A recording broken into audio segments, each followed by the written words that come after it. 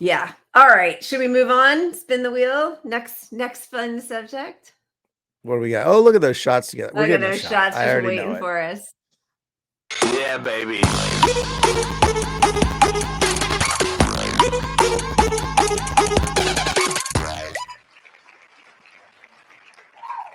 Well, we are now into our third year with COVID, with a new variant. The most appalling thing I think was after 2 years of China being derided by Western media for their zero COVID policy, they finally bent and started opening things up. And now I think it's the only country that's on the list that has to test to come into the US and I think the EU, if not the UK. Yeah. And the point is, as this tweet says, to be clear, the dangerous variant slamming New York City, and that's about to sweep the US over the next few weeks, did not come from China. It's here. It's 100% homegrown right here due to our lack of mitigations. Yep. And they're trying to set up the implication it came from China as a deflection, which is clearly the case. You're hearing all this stuff about China, and to go from criticizing them for being too locked down, and when they were one of the only few countries that sort of, and they did go too far. I mean, in a lot of ways, I would have to say. But we got what Americans would want, which is let it rip, and now they're going to be the scapegoats for this whole thing again. And it's all so ridiculous because obviously, unless everybody is using those same precautions and testing, which I think everybody should, and masking and all that kind of stuff, to do it just from one country and let everybody just bebop around the world spreading the virus. I mean, you could have a flight from New York to California. Yeah. And, the people that came from China are tested, but like 90% of the people coming from New York last week were coming from New Year's parade. Right. Yeah. Where the virus is ripping. The video with the Southwest cancellations. I mean, most of those people were not wearing masks in the middle of, well, I shouldn't even say in the middle of a surge. We've basically this whole year has been a surge, or this whole past year, 2022 was all surge.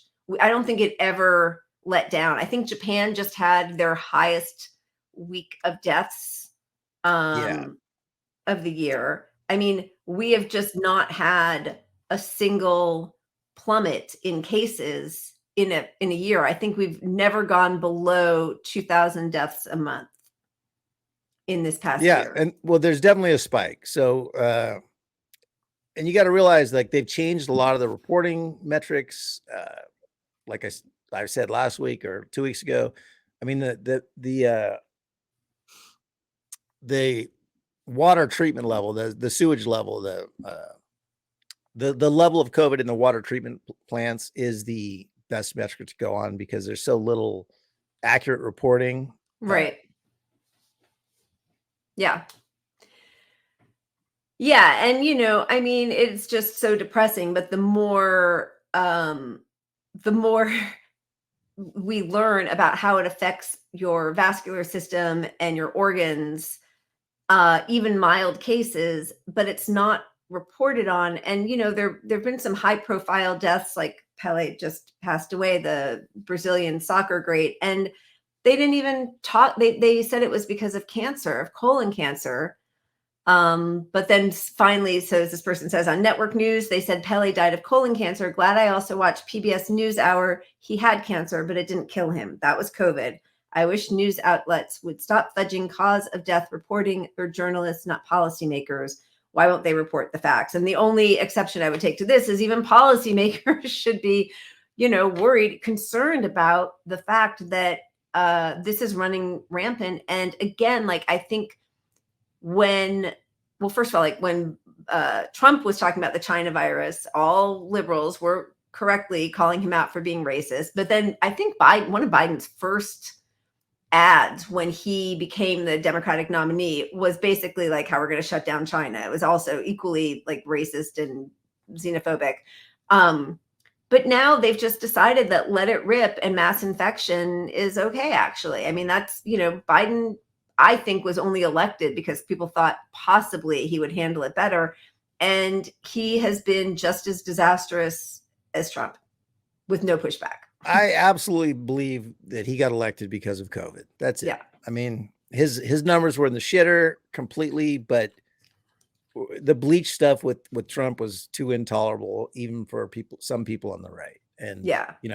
but what we've got is we got a lot of these people in power. They do recognize it. Like Kamala recognized it. Yeah. Kamala Harris requires negative COVID-19 tests from senators, guests. They have to provide a negative COVID test. So when people say living with COVID, what's extremely disturbing is that despite seeming to be fully aware of COVID and its dangers, she's only willing to protect herself. She hasn't spoken up at all about people wearing masks to protect themselves or taking this virus seriously. Yeah, I mean, the idea of living with COVID should not mean let it rip. It should mean taking very simple precautions, testing, masking, isolating when you're sick. I mean, it's not, people keep saying like, oh, it's a full lockdown forever. You just want to lock down and mask forever or let it rip. Those do not have to be the only two options that we have. Yeah. I mean, step one is, hospitals, wear masks in hospitals. Is that crazy? Like that's too much for you? Yeah. Masks in hospitals. Okay. So masks in hospitals, masks on transportation.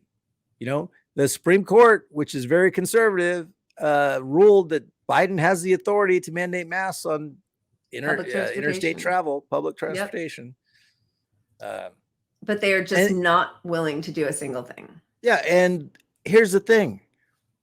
The public supports it if they think that it's to fight a surge. And if you don't think fighting COVID is fighting the surges, the whole thing is you got all these surges all the time. That's the whole point. So the public supports it, but they don't believe that there's surges. And they think that we've got these medicines now that'll be okay. But it turns out that a lot of these medicines aren't working on the new variants. They're not working on the new variants, and the tests aren't detecting the new variants, actually. They're realizing. And half the tests that were just sent to me by the government, because you could sign up for 4 more free or whatever, expire in a week.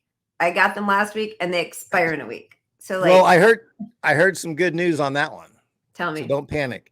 Okay. If they say expired, they're supposed to be good they extended that. So the expiration date, they extended it. It's not. They just scratch it out and say, actually, we're good. We're good. Yeah. And so just a heads up, we have to be very careful talking about this because our last show immediately got pulled, and we don't share anything nonsensical about COVID. We're very rational. If anything, we might err on the safety side, but we're not spreading disinformation. We're not taking one study and blowing it up. And YouTube pulled our video and we appealed, and they got nothing for why we were appealed. They're just like, you said some medical misinformation. Yeah, medical misinformation. Yeah, magical expiration extension. And haha, I do the same thing with milk. Just change that expiration date and drink it down. Yeah, this is your reminder that our COVID death rate is artificially low because we're not counting anyone who dies more than 30 days after a diagnosis. What's interesting, and I remember we talked about this a few weeks ago, you can't sign up for new health insurance unless you're 60 days out from testing positive for COVID. That's where you really always need to look, is like the life insurance and health insurance policies. And then, because they know where the money is and they are all about that bottom line. So they're not going to invest in a life insurance policy for you if you are within 60 days of COVID, because they know that you might still kick the bucket, and that's not a payout they want to incur. Well, and you're starting to see a lot of economists coming forward and being more pessimistic than the damn health people, because economists are trying to say, look, there's no way, like, you can ignore all this long COVID if you want, but you got like 4 million people not working because of long COVID. Like, if you don't think that's going to have an impact on our GDP, you're crazy. Pay now or pay later. And that is from Forbes magazine, because they know that between our, obesity, unhealthy food supply in this country, people not being insured, people not getting sick pay, people having long COVID, it's only a matter of time before this has major repercussions to even the people who only care about the bottom line and just getting workers to work. How long COVID may impact the job market. Yeah, many of us had not had COVID on our minds super recently, or at least Like not what? as much as previous years. But it could impact 2023. Oh my God. So next year it might. We'll see. We'll see if it. I mean, 4 million people are affected by long COVID. So yeah. Many employers are experiencing a labor shortage. Long COVID exacerbates the situation with an estimated 4 million Americans out of work due to long COVID. Staffing issues are not going to get any better in 2023. So, I mean, I do just wonder, because again, even if you only care about the bottom line, I don't understand not giving people sick pay because, as sort of, I mean, it's not trite, but like we're only as healthy as the least healthy among us. This is a global pandemic. So I don't understand the logic behind wanting people to plow through it and come to work sick, because it's just going to like flatten your whole workforce. Right. And if we had two parties that were actually opposed to each other, the opposing party, the Republicans, would be coming at the Democrats for their poor handling of COVID. But they also are just bottom line short-termers. Everyone paying them, they're like, hey, we can't afford our business to take a $1 cut when we need to give stockholders extra money for dividends, Yep. So they're just pushing all this bullshit there. So this narrative particularly bugged me because this is why a lot of people thought this was a big part of the reopening, is that kids are killing themselves because they can't get into schools. They can't, they're not around their peers. Teen suicide and depression from being quarantined. Yeah. And it turns out that child suicide dropped tremendously when school shutdowns were the highest and increased when schools opened. I mean, I just have to say, and I'm glad that this man, and he's not a doctor, but this is his specialty, is suicidology. But I mean, it was a year ago already, or 8 months ago, that he had quite a bit of data and was pushing back against the narrative.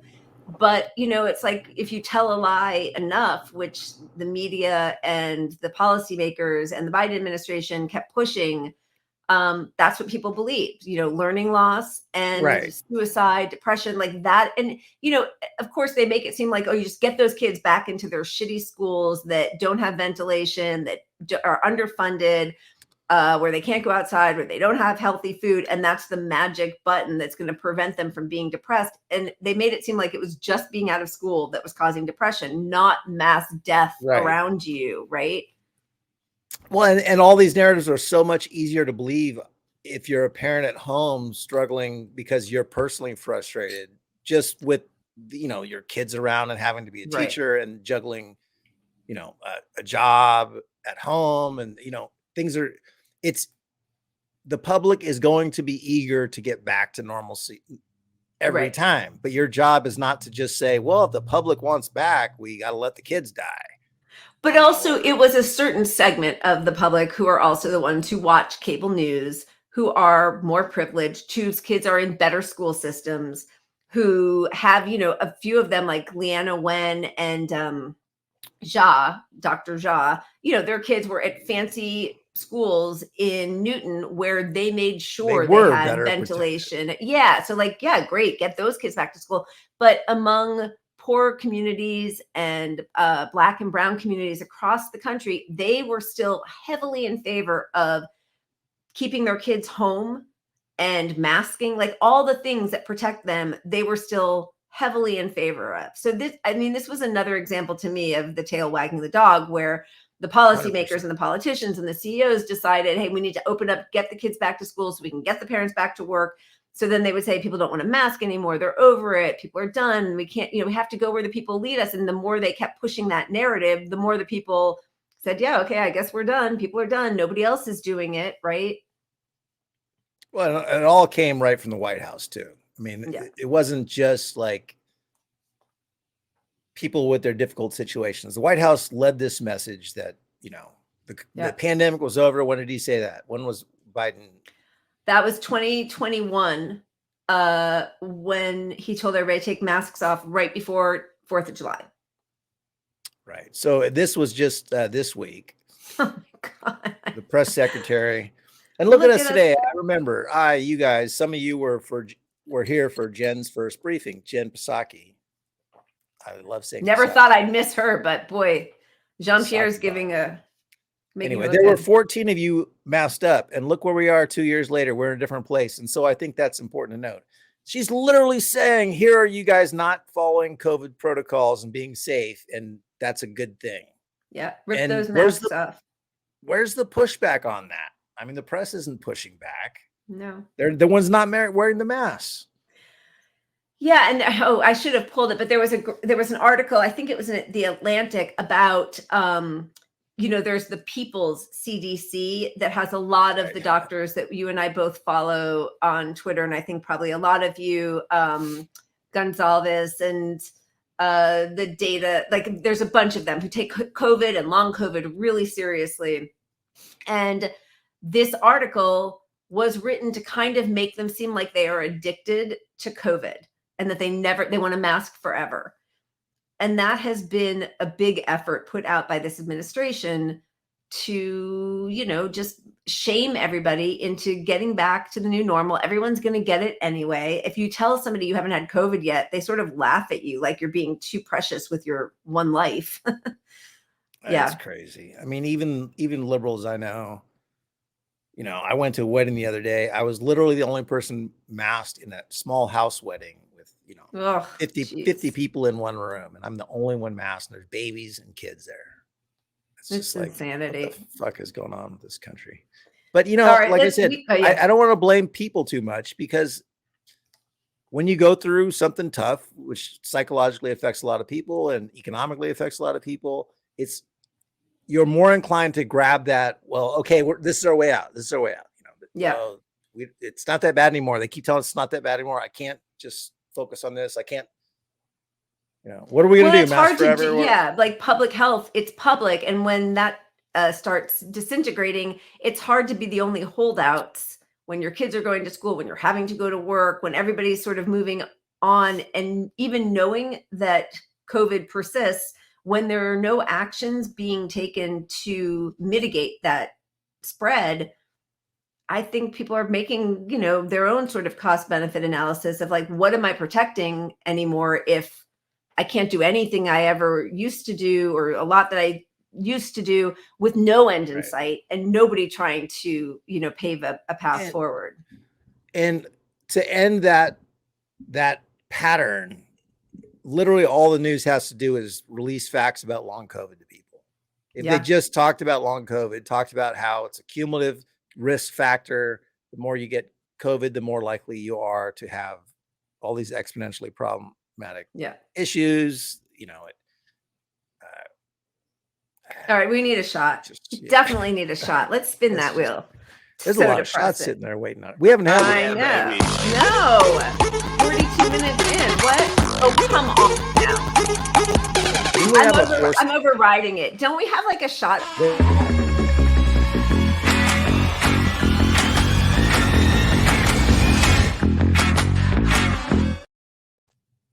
There we go. We'll leave this up so we remember. All right. Let's just, in lieu of spinning, let's just do that next. Cheers, everybody. Oh my God. Some people make New Year's resolutions for a dry January, but you will not find those people here. I saw that was a thing. Yeah. All right. Are we going to do the... Yeah. I'm just like, don't say no nut November. Don't say no nut November. Too late.